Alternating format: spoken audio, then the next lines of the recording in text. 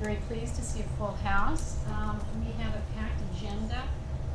The plan really for this 2-hour workshop is to actually spend about maybe the first 20 minutes going over some of the really the framework and the objectives and the different components, maybe 20 or 30 minutes on the target product profile, walk you through an illustrative example, and then we're going to put you all to work.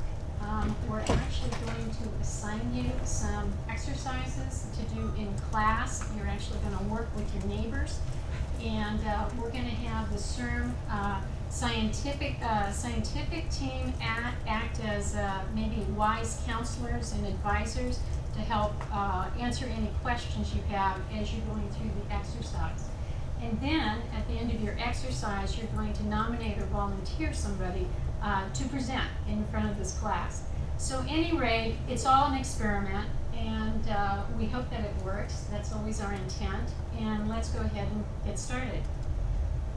So the objectives of the workshop are really to identify the components of the target product profile, to discuss the different ways in which this tool, the profile, including label-driven product development programs, can be driven by this target product profile, and also how it can be used to inform in-licensing drug development candidates. We'll also have as an objective the basis for the target package insert and the drug development plan, which will also include not just the different types of issues you need to scientifically and clinically develop this plan so that it can meet FDA regulatory agency approval, but also talk about the value proposition in terms of the pharmacoeconomic opportunity. So it's actually a multifunctional tool that many of you may already use, several of you may not. So we're just going to aim this at a grain size that hopefully will be acceptable to all of you. Please feel free to interrupt if you have any questions along the way. I'd be happy to answer them. So we'll start at, starting at the beginning is actually starting at the end. It really means you have to have the end goal in mind as you're getting started with drug discovery and drug development.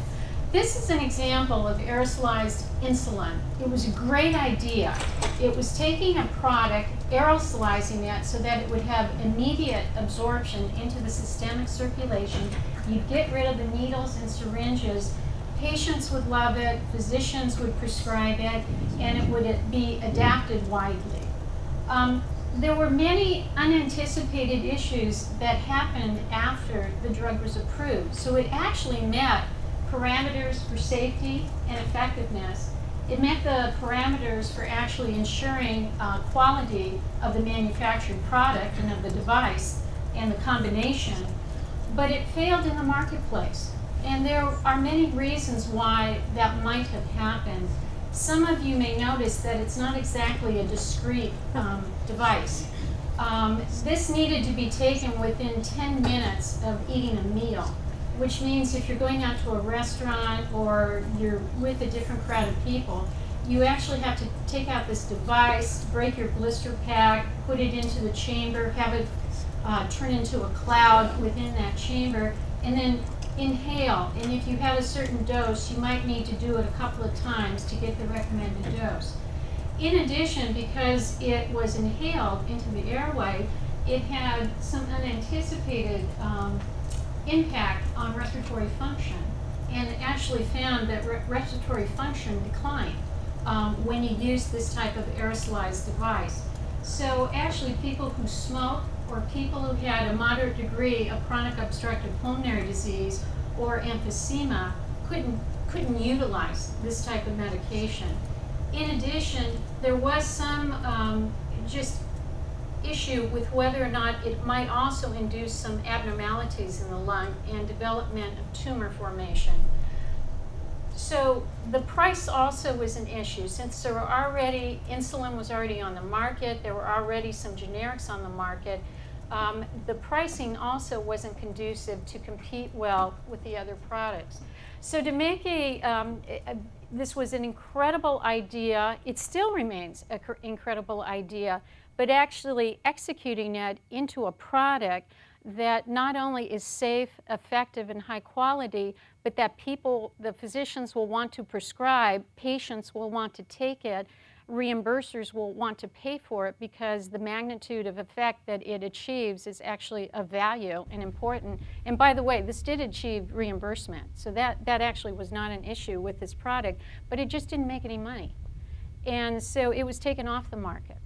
There are other companies who are still working on aerosolized insulin, and I think just within the past month or so, there's a company that's putting out another type of device to conduct clinical trials with their aerosolized insulin and their device, which is more of a handheld device.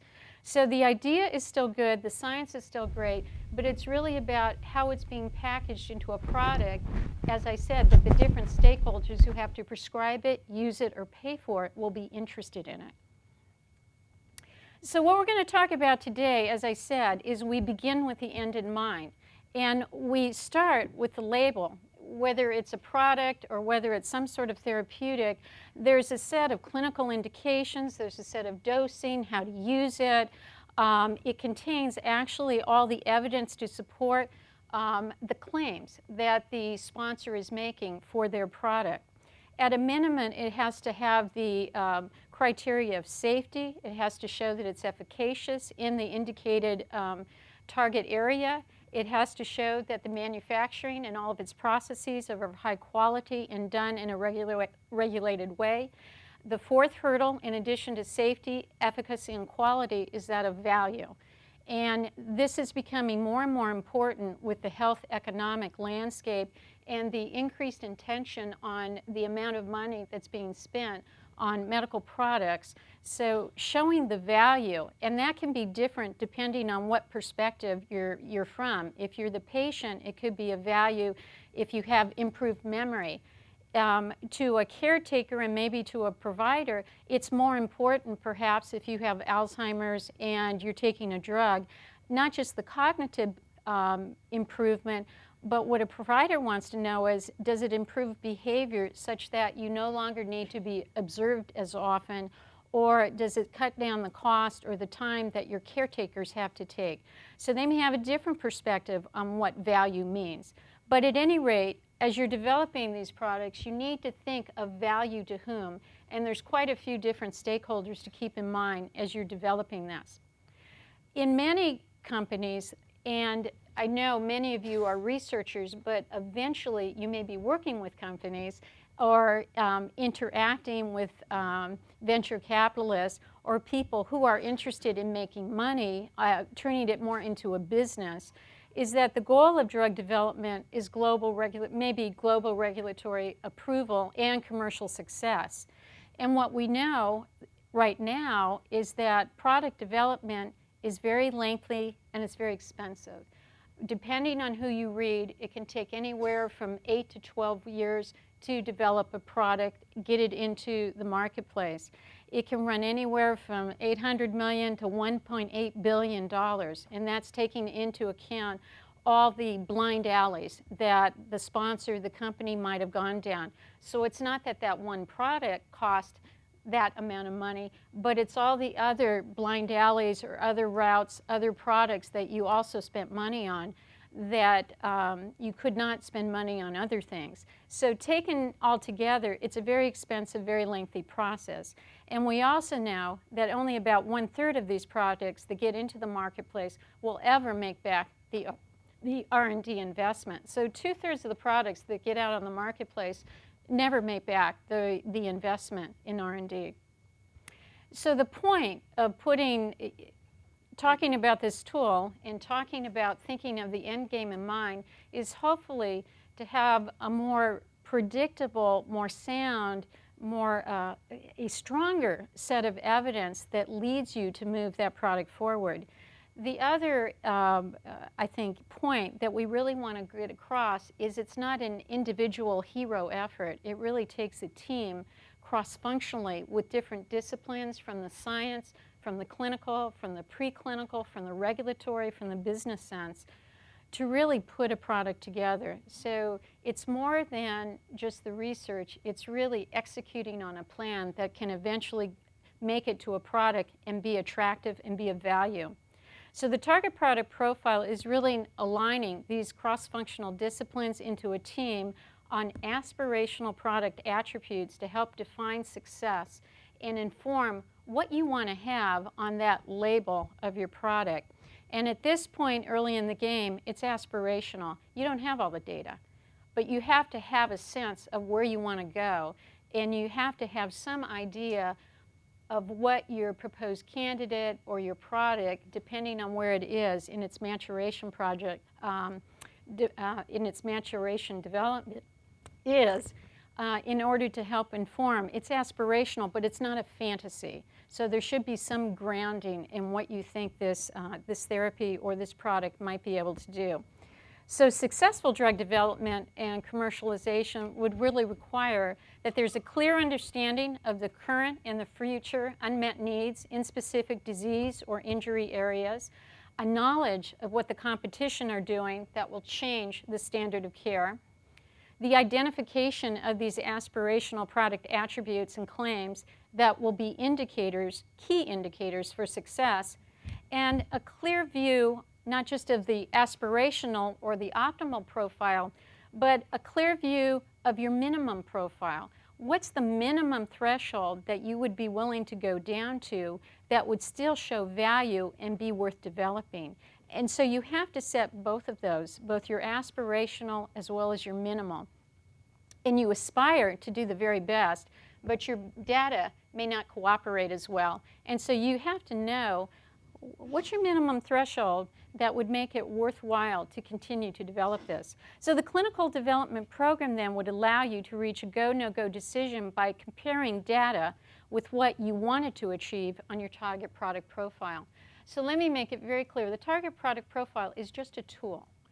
It's a framework in which you can list the different attributes of safety, of effectiveness, of dosing, of usage, of how it could be used in the marketplace. And then you have your optimal and your minimal criteria by which you will develop your research studies to help provide the data to actually support the claims you want to have in that product label. So a well-designed drug discovery effort and development plan will start with questions.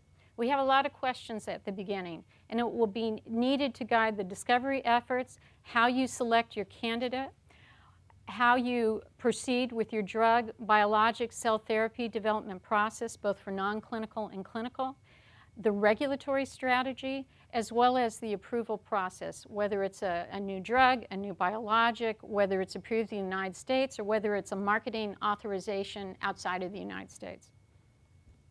And it's a driver both for the optimal profile and for the threshold profile. That set of characteristics that's minimally acceptable to differentiate the current from any future also competing products. So you not only have to think about what's out here already, but what's in the pipeline and how are you going to be better. It also identifies the criteria or metrics for key decisions in the development process, and those metrics should be pre-specified and they should be measurable.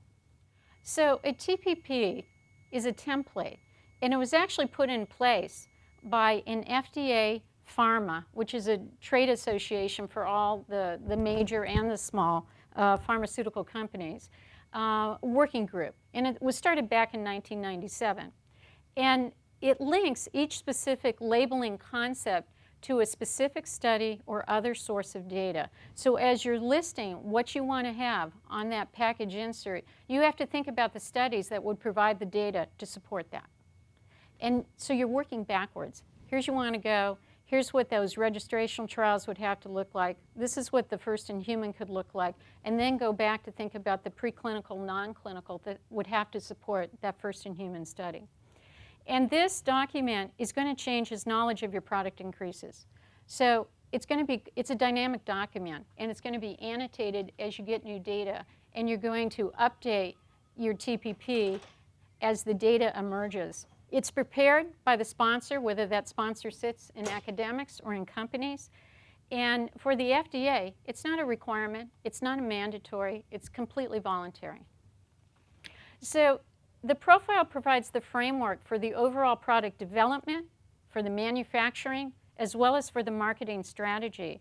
And it's really a comprehensive outline of product specifications with respect to safety, effectiveness, quality, the clinical evaluation, the non-clinical evaluations, the regulatory requirements, as well as the commercial factors. What's going to make your, whether it's a cell therapy, biologics, small molecule, what's the market advantage? And what's the target differentiation? And that's becoming more and more important as our health economics evolves, particularly in this country, and it's already evolved in other countries.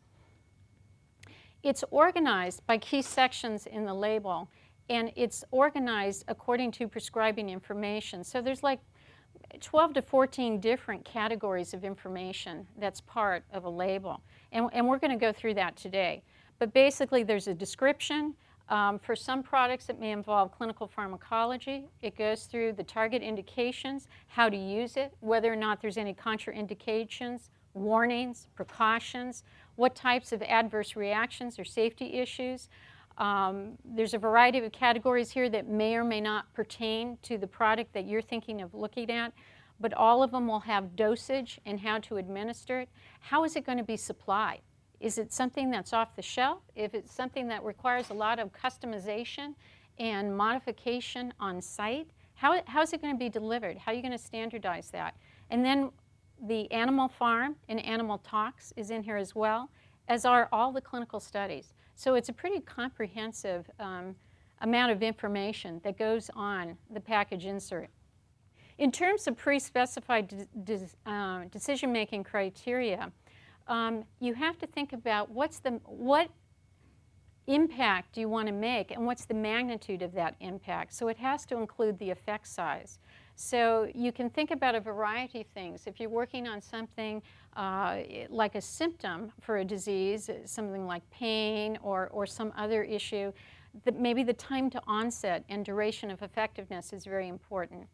If you're working on pump failure from somebody who's had an MI and you're looking at clinical trial effectiveness endpoints and assessment instruments, maybe you're looking at left ventricular ejection fraction, and somebody who is less than 30%, your aim is to get it 40% or more. Or maybe somebody who is New York Heart Association activity level 4 can now come down to a level 3. Anyway, you have to, it will be disease relevant in terms of what kind of impact you want to make on the endpoint of interest.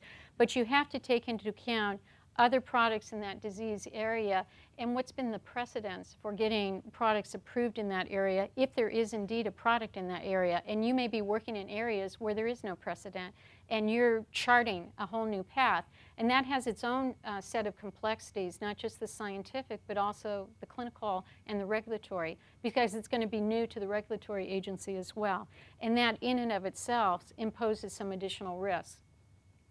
There has to be a rationale for the duration of treatment and the evaluation. So as you work backward, you have to make sure that the preclinical studies, the animal studies, that it's done in the right model, that there's strong proof of concept, that you've done the pertinent studies that actually then support the eventual clinical studies that you want to move forward with, and then eventually into the ultimate population in which you want to test this product. And there has to be an evaluation period for the primary effectiveness outcome assessment. And then, of course, you have to think about recruitment issues. For example, we may have some complexities just with who is the target population and what population of people actually take care of them. Is it a trauma surgeon? Is it an internist? Is it a urologist? Are these people knowledgeable even about conducting clinical trials? So you have to think about all these issues and where you're going to recruit people to even do your clinical study, and also where are the patients coming from? Have you designed just a really pristine idea, and it's in concept, makes a lot of sense, but if you actually think about some of the pragmatic issues, it may not be doable. And so you'll have to think of some of the practical issues of how medicine is practiced, what kind of training people have, whether or not you actually have to do a lot of additional training even to get your clinical trials done. And then the clinical safety endpoints and assessment instruments are very important, and particularly important in our stem cell-based therapies. And we have some real challenges in terms of how to track the cells once they're injected for stem cell-based therapies. Are there non-invasive ways of really evaluating where the cells go? Can they functionally integrate? How long do they live? And if there's issues with rejection, the immune response being an issue with some of our allogeneic therapies, how do you monitor that? Are there some predictive assays that need to be looked at? Because at the end of the day, you want to mitigate any safety issues and have assays or procedures in place so that you're protecting the patient as much as possible while you're trying to deliver that efficacious treatment. This is the guidance document that was put out by the FDA in March of 2007. And it's still called a draft, but it's actually hasn't changed in the past 4 years, really. And this is the website where you can actually read about the target product profile. And it goes through actually a nice background of its attributes, its objectives, how to utilize it. It's also a tool that we use at CIRM. We use it on our translational studies. We're going to be using it on our clinical application initiatives. And we're going to actually expect that the applicants pay attention to putting together a target product profile that keeps these different issues and complexities in mind. And reviewers who are looking at the CIRM applications are also going to be assessing this component of an application. So it's a really key issue that we want you to give careful consideration to, as not just you're developing your product, but you're spending time really thinking through what you want this product to eventually look like. This is just in the guidance document, the purpose of a TTP, what it is, what it isn't, how to complete it. So it really walks you through and gives you an appendix of different case studies. In addition to helping you as you're developing your product, it's also thought to be a tool that you could use to enhance more effective communication with the regulatory agency. Starting with the end in mind is also important when the agency is talking with you. It's hard for them to help you if they don't know where you're going. And so the development of new products really depends on the FDA and the sponsor communication being effective, that it's timely, that it's constructive, that it's ongoing, and that it's built on understanding and mutual respect. It should not be an us versus them. In order for this to actually move functionally through, there's going to have to be a way to communicate very effectively with what you want to do. I know you've probably heard this said many, many times, but if you know there's actually a problem, there's a lesion, there's a complexity that's a real showstopper, it's probably better that you find it than they find it. So the point is, it's a credibility issue in terms of how you interact with them and show and have constructive communication. The history of this is that it really, as I said, began in 1997 with discussions with pharma on ways to improve sponsor-FDA interactions on drug development process. The identified mechanism was the target product profile, and it was initially called the target product information. And an evolving version was used during all phases of drug development. There was a pilot with this tool between 1997 to 2003, and it was determined to be beneficial by both the FDA and pharma groups. So in a joint effort with a working group in January of 2004, this pilot was expanded to full utilization, and it was renamed the initiative, the Target Product Profile. This template was uploaded onto the FDA website, and it was also linked to other development initiatives, to good review practices, to an additional type of meeting called an end of phase 2A meeting, which was really focused, may not be relevant for many of the people in this room, but it was relevant for people who had a lot of questions about the pharmacology of their product and about the dosing. And so there was a lot of modeling and simulation that could be done with some of your data that might be helpful to actually help you establish the right dose as you're going into phase 2 studies. And it was also associated with the critical path report that came out in 2004 about innovation stagnation on the drug development pathway. And then this communication plan was implemented at professional meetings and updated with the Office of New Drugs. So as I said, it's a guidance to help sponsors and the FDA in their communications, to provide a standard format for summarizing your drug development program in terms of labeling concepts, and to provide you, who's developing the product, and the FDA reviewers with information on the target product profile.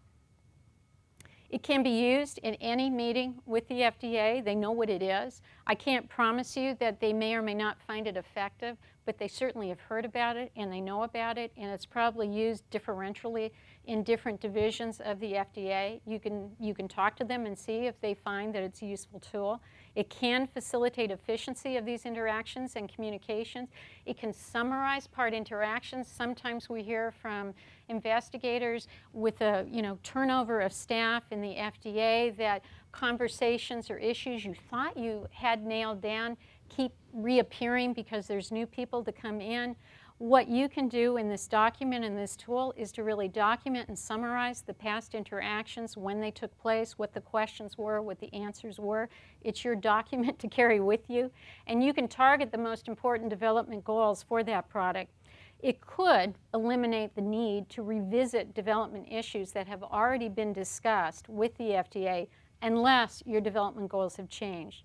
It also provides an update to the regulatory agency quickly on revised development goals, and could also facilitate more rapid orientation of new staff that's coming into the agency. It gets them on the same page much quicker because it's a concise document that really covers your whole development plan. These are some examples and indications and usage from the document. And the target could be that you're treating, preventing, or diagnosing the underlying disease or condition, or you could be working on a manifestation of the disease or condition, or you can be working on symptoms. You're not really working on the underlying problem, but you're working on the symptoms that will improve their quality of life. Or you're working only on a particular indication in conjunction with a primary mode of therapy. And then on the other side, you're annotating the studies that support your claim. It can start with your proposed studies. What are your studies that are going to support what it is you want to do? And then as you actually conduct the studies, you add it in.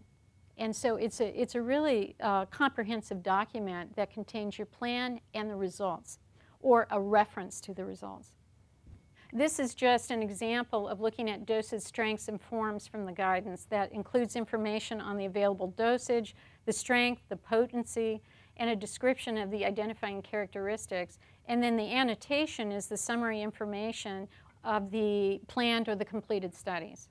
And it refers to maybe the study number, the serial number, the submission date. It's a nice document for you. It's a nice document for somebody who's trying to understand what it is you're doing in your developed plan.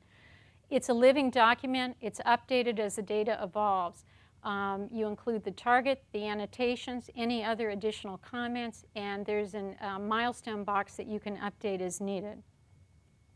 But the whole purpose is that you're using this as a tool so that you can have a better effectiveness profile, a better safety profile, perhaps a better patient adherence or compliance to the therapy. This is just an example of what your ideal target product insert might look like, what the draft, the DPI, might look like. And then this is just all the competitor products, and you're just grading them in a table according to maybe the target indication, the patient population, maybe the adverse events, maybe the dosing, maybe whether or not there's contraindications or warning. And so up at the top, your ideal is, well, if the top competitor only has 3 indications, maybe I want 4. If the top competitor has some safety issues, well, I don't want any. If the other competitors, you have to do the dosing frequently, well, I only want to give it once. And then it will go through the other things. And so it's what you aspire to. And then the draft is really, as the data comes in, what does it really look like? Just an example to discuss dose, there was an example of a group coming in trying to get their dosage right during drug development, and the FDA and the sponsors engaged in serious discussions about dose selection. And I'm taking these examples from the FDA. I'm not making them up. Just the name has been changed, I guess, to protect the innocent. So it just is a generic example. But the point is, they were asking, would the planned study support the targeted dosing regimen? Is X number of weeks adequate to select the dose? So the point is you need good and clear questions, and you can use your target product profile to answer it.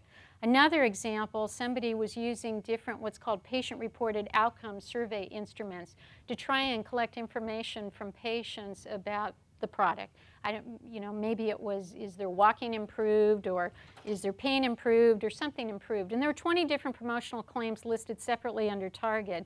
And under annotations, the questions used to support each claim were described in a couple of words, and under comments, the promotional audience was given.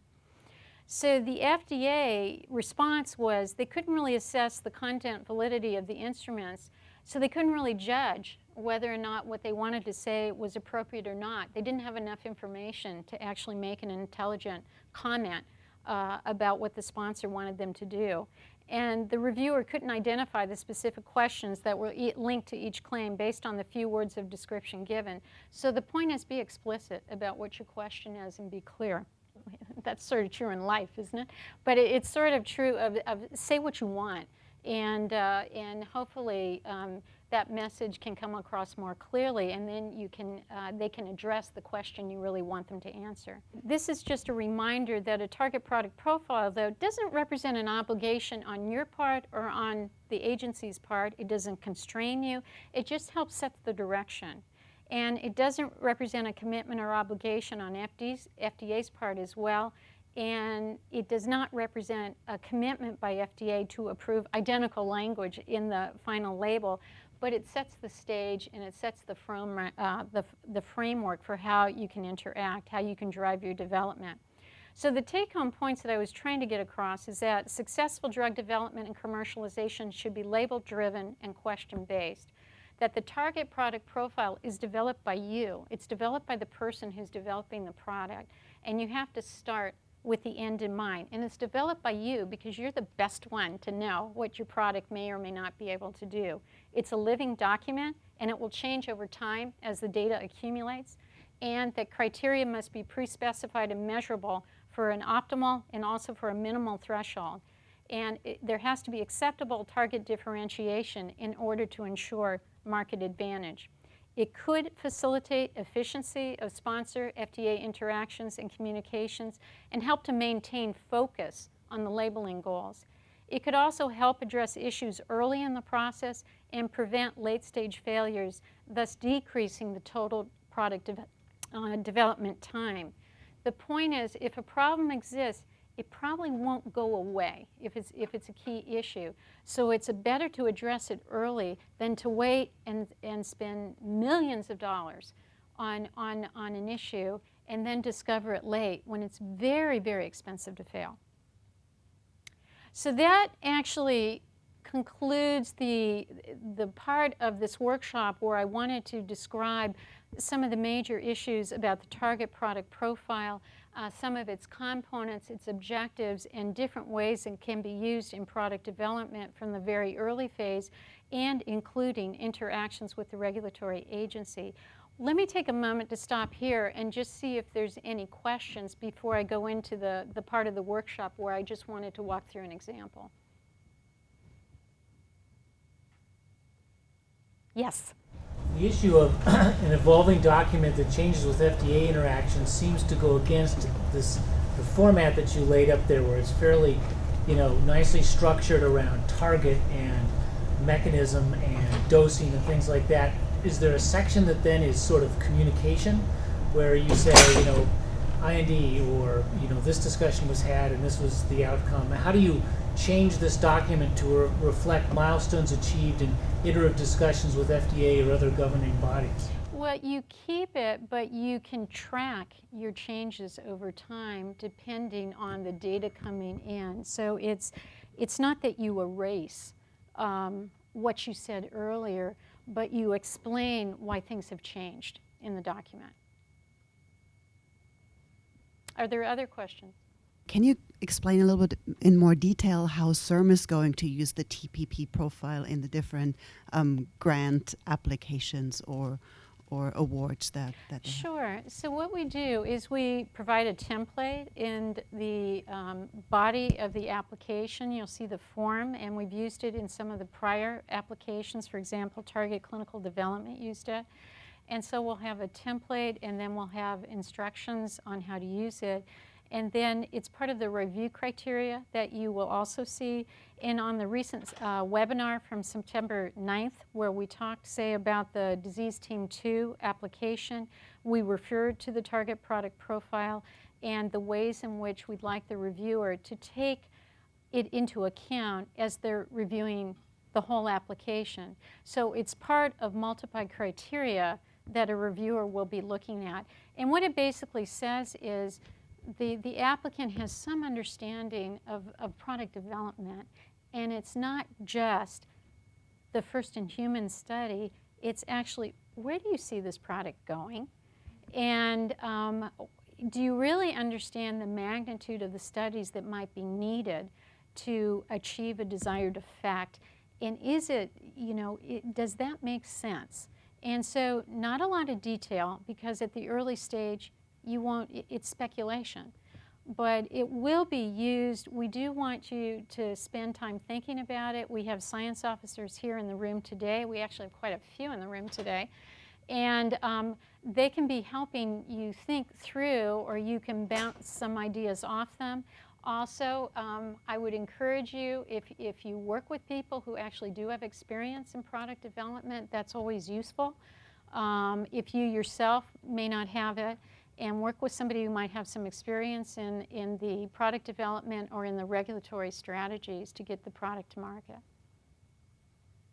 Did that answer your question?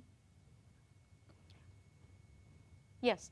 Let me repeat the question. The question is, how widely is the target product profile used in communications with the FDA? And I can't answer that question. There are pilot studies that were done between 1997 and 2003 that were put out there. Do you know the answer? I'd like to make some commentary on Okay. that. I've been in regulatory for over 20 years. I don't like to say that, but I have. I have developed and used product profiles, but in reality, I've never shared them with the FDA. I've worked mostly in the last 8 years with CBER, and CBER is unique in that you do have a lot of communication with them on a regular basis. So the short of it is, I've developed them. I think they're a fantastic tool. They help you go forward. I don't know of any company that has actually used them with the FDA. I have heard of a few, but I think it's more in terms of dealing with CBER than CBER. CBER gives you a lot more access than CBER, so you are discussing continually with them. But I would highly recommend the use of this tool. It forces you to focus on where you're going. And I think what we're also very knowledgeable about is that we know we haven't been very successful. And so part of it is trying to think about, are there things that we can do differently to try and improve the predictability or the strength of applications going through. So the FDA would be the better agency to ask, how is it used? I suspect that's highly true, that it's more of an internal document that sponsors use. It's probably rarely used in the academic setting, but we're strongly encouraging it, because at the end of the day, if CIRM is to be able to achieve its mission of advancing stem cell science into potential therapies and cures, it's to our benefit to have our investigators be successful. So we're trying to think of ways to provide you with tools, resources, expertise that can help you be more successful, so that we actually can reach patients and reach our mission. So that's the whole intent, is we think these are useful. I have no doubt they're highly underutilized.